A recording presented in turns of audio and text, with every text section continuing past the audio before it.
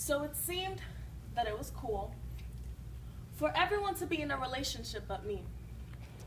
So I took matters into my own hands and ended up with him. Him who displayed the characteristics of a liar, a cheater, an abuser, and a thief. So why was I surprised when he broke into my heart? I called 911, but I was cardiac arrested for ain't in a bed, for it was me who let him in, claiming we were just friends. It was already decided for me by the first date that even if he wasn't, I was gonna make him. You know, I was tired of being alone, and I simply made up in my mind that it was about that time, so I decided to drag him along for the ride. Because I was always the bridesmaid and never the bride. A virgin in the physical, but mentally just a grown woman in the corner in heat, who was tired of the wait. So I was gonna make him the one. He had a form of godliness, but not much. But hey, you know, I'll take him, because I can change him. I mean, he's close. Enough. Ready to sell my aorta for a quarter, not knowing the value of its use to me. Arteries so clogged with my will, it blocked his will from flowing through me. So I thank Christ that his blood pressure gave this heart an attack that flatlined my obscure vision and put me flat on my back. Through my ignorance he saw, and through my sternum he sought and cracked open my chest to transplant Psalms 51:10. A new heart and a renewed spirit within. So now I fully understand, better yet thoroughly comprehend how much I need to wait for you.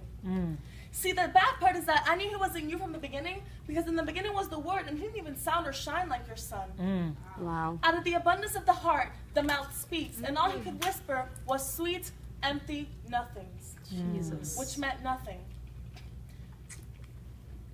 Hold on. Amen. Jesus. Okay. Give you glory, Jesus. He couldn't even pray when I needed him to. Asking him to fast would be absurd, so forget about being cleansed and washed with water through the Word. But I know you. You were already praying for me, even never having met me. Let me assure you that I will wait for you. I will no longer date, socialize, communicate with carbon copies of you to appease my boredom or to quench my thirsty desire I have for attention and short-lived compliments from sort of kindness. Wow. You know, he's sort of kind of right, sort of kind of wrong. First name Luke, last name Warm. Wow. I won't settle for false companionship. I won't lay in the embrace of his arms to find some closeness, but never feeling so far apart because I just want to be held. Wow. Because all I gotta do is say no. No more almost sessions of almost coming close, passing winks and buying drinks, and I'm a flirt who flirts with the ideology of, can you just tell me how much I can get away with and still be saved? Wow. No more. I will lay in my bed alone and write poems about how I will wait for you. I will no longer be weighed down by so-called friends and family talks about my biological clock when I serve the author of time. Come on. Jesus. Who is not subject to time, but I'm subject to him. He has the ability to pause, fast forward, stop, rewind at any given time. So if we could role play, you would be Abraham and I would be Sarah. Or you could be Isaac and I would be Rebecca, a servant's answered prayer.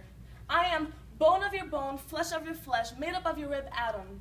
And once we meet like electrons, I will be bound to your nucleus, completely indivisible atoms. We even speak the same math.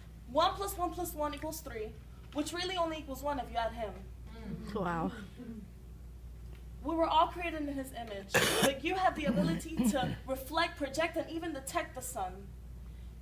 If I were to explain what you look like, you would have to look like a star, a son of the sun. I would gain energy simply from the light you shine on me. I would need you in order to complete my photosynthesis. I await your revelation, but once again from Genesis, I will wait for you.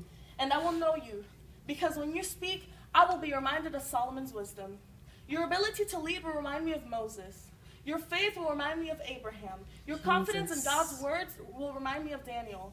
Your inspiration will remind me of Paul. Your heart for God will remind me of David. Your attention to detail will remind me of Noah. Your integrity will remind me of Joseph. And your ability to abandon your own will will remind me of the disciples.